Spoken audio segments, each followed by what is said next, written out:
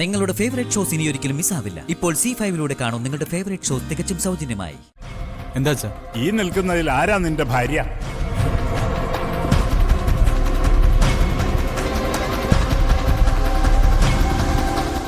അച്ഛൻ ചോദിച്ചത് കേട്ടില്ലേ? കേട്ടു, പക്ഷെ അതിന്റെ കാരണം എന്താണെന്ന് മനസ്സിലായില്ല. കാരണം ഞാൻ പറഞ്ഞാ മതിയോ വരണേ?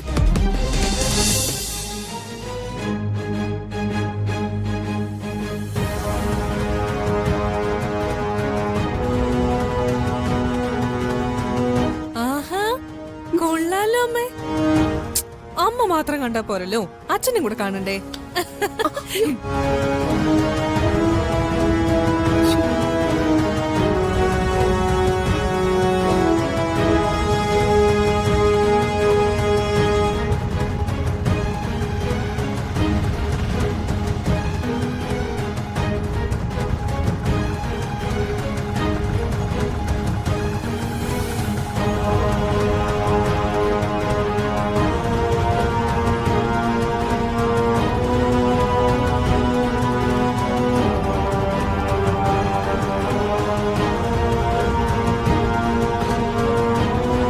തനിച്ചു വന്ന രാധിക എവിടെ? ചേച്ചി ഏതെങ്കിലും അമ്പലത്തിൽ പോയാ അവിടുത്തെ ചടങ്ങുകൾ മുഴുവൻ കഴിഞ്ഞിട്ടേ വരൂ. എനിക്കാണെങ്കിൽ പൊങ്കാല കഴിഞ്ഞപ്പോഴേക്കും ഭയങ്കര തലവേദന. അതുകൊണ്ട് ഞാനൊരു ഓട്ടോ പിടിച്ചിങ്ങ് വന്നു. നിങ്ങളെ കൂട്ടിവരാൻ ഞാൻ വരുണിനെ അയച്ചിരുന്നു. അവനെ കണ്ടില്ലേ? വരുൺ വന്നോ? ആ. എന്നിട്ടും എന്നെ ഒന്നും വിളിച്ചു പോലുമില്ലല്ലോ. അതെങ്ങനെ പ്രിയങ്കയെ നിന്നെ വിളിക്കുന്നേ? വരുൺ വന്നത് ആ ഉദ്ദേശത്തിലല്ലോ. നീ ഒരു മണ്ടിയാ, നിന്നെ പറ്റിക്കാൻ എളുപ്പാ. സ്റ്റേറ്റ്സിലുള്ള ശേഖരണങ്ങളെ കുറിച്ചും ജയാന്റിനെ കുറിച്ചും അമ്മ പറഞ്ഞിട്ടില്ലേ?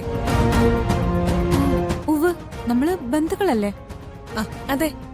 കുറച്ചു മുമ്പേ അവര് വരുണിനെയും ഭാര്യയെയും കണ്ടു, ഒരു വലിയ ഹോട്ടലിൽ വെച്ച്.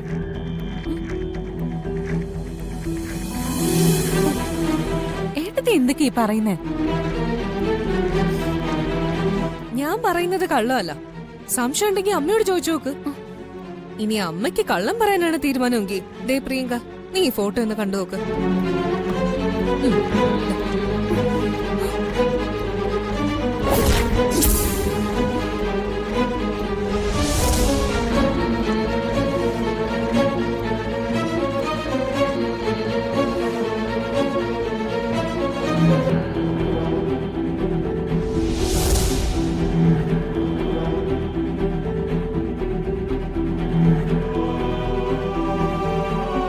ഇതേ ജയന്റി അമ്മയുടെ ഫോണിലേക്ക് അയച്ചു കൊടുത്തതാ.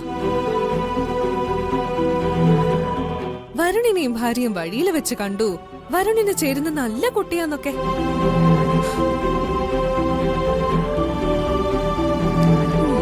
പ്രിയങ്ക, നിന്റെ ചേച്ചി ഉണ്ടല്ലോ രാധിക, അവളെ എന്തെങ്കിലും കുറ്റം പറയുന്നത് സാക്ഷാൽ കണ്ണന്റെ രാധയെ കുറ്റം പറയുന്നതിന് തുല്യമാണല്ലോ.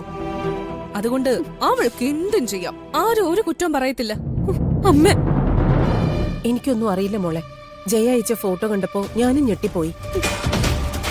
വരുൺ എന്നെ വിളിച്ചില്ല, പക്ഷെ വരുൺ അന്വേഷിച്ചു വന്നപ്പോ ചേച്ചിക്ക് എന്നെ വിളിക്കായിരുന്നല്ലോ. വിളിക്കത്തില്ല.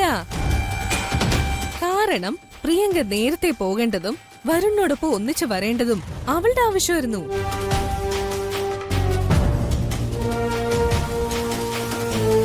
ഇതുകൊണ്ടൊക്കെ തന്നെയാ അവൾ ഇവിടുന്ന് ഇറക്കി വിടാൻ വേണ്ടി എന്നെ കൊണ്ടാവുന്നതൊക്കെ ഞാൻ ചെയ്തത്. കണിമംഗലത്തെ പെണ്ണുങ്ങൾക്ക് താലി ഭാഗ്യം അവശേഷിക്കണമെങ്കിൽ അവൾ ഇവിടുന്ന് പോയേ പറ്റൂ.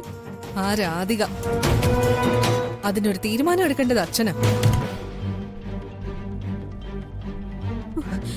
അച്ഛൻ വരുണിനോട് ഞാൻ ഒരു തെറ്റും ചെയ്തിട്ടില്ല, ചേച്ചിയോടും ചെയ്തിട്ടില്ല. എന്നിട്ട് അവരെന്തിനാ എന്നോട് ഇങ്ങനെ ഒരു ചതി ചെയ്തേ? എനിക്ക് വീട്ടിലൊരു അവകാശവും ഇല്ല അച്ഛാ. ചോദിക്കാം, അവര് തിരിച്ചെത്തട്ടെ. ഞാൻ തന്നെ ചോദിക്കാം.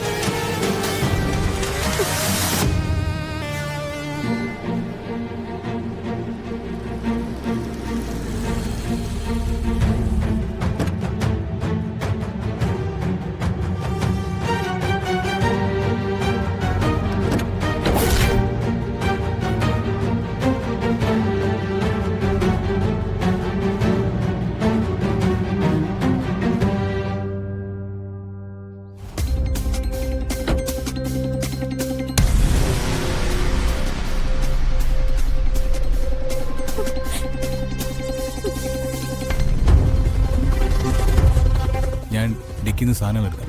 വരുൺ,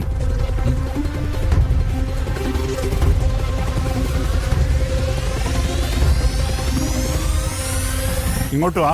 അച്ഛാ ഈ പായസത്തിന്റെ കലമൊക്കെ അകത്തിരിക്കുക. അതൊക്കെ പിന്നെ എടുക്കാം. തൽക്കാലം രണ്ടുപേരും ഇങ്ങോട്ട് വരൂ.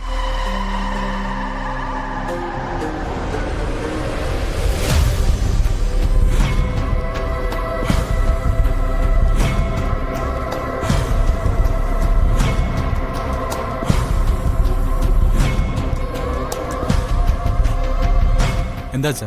ഈ നിൽക്കുന്നതിൽ ആരാ നിന്റെ ഭാര്യ?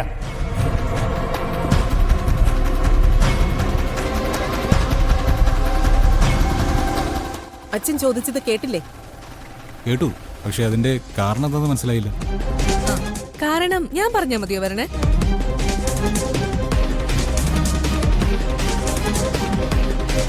ഈ വീടിന് പുറത്തുള്ള ആളുകളോട് പ്രിയങ്കയാണ് നിന്റെ ഭാര്യയെന്നാണോ അതോ രാധികയാണ് നിന്റെ ഭാര്യയെന്നാണോ പറയുന്നേ?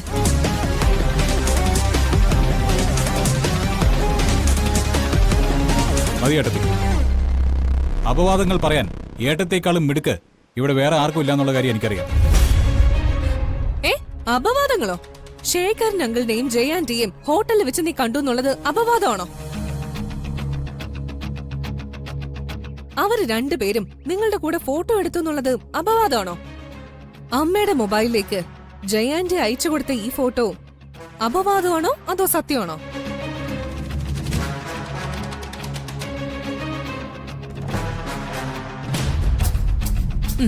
നോക്ക്.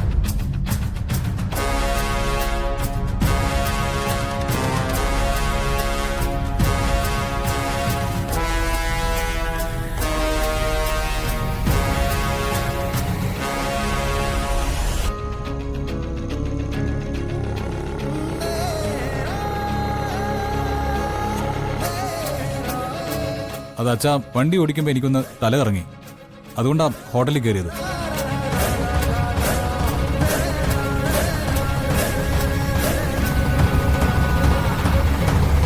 പിന്നെ ജയാന്റിയും ശേഖരങ്ങളും ഇങ്ങനെ തെറ്റിദ്ധരിക്കുമെന്ന് എനിക്കറിയില്ലായിരുന്നു.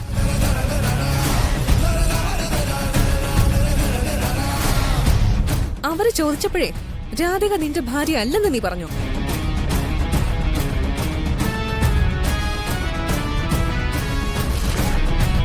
ഇവന്റെ ഭാര്യ അല്ലെന്ന് നീ പറഞ്ഞു ഇല്ലല്ലോ.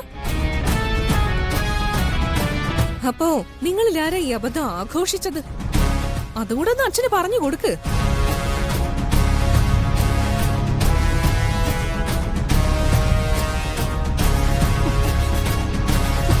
എന്നെയും ചേച്ചിയും കൂട്ടി വരാൻ വേണ്ടി അമ്മ വരുണിനെ അയച്ചതല്ലേ?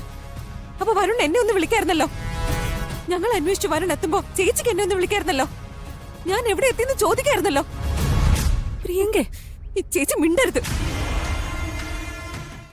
ഡൗൺലോഡ് ചെയ്യൂ C5 ആപ്പ്. കാണൂ എല്ലാ എപ്പിസോഡുകളും സൗജന്യമായി.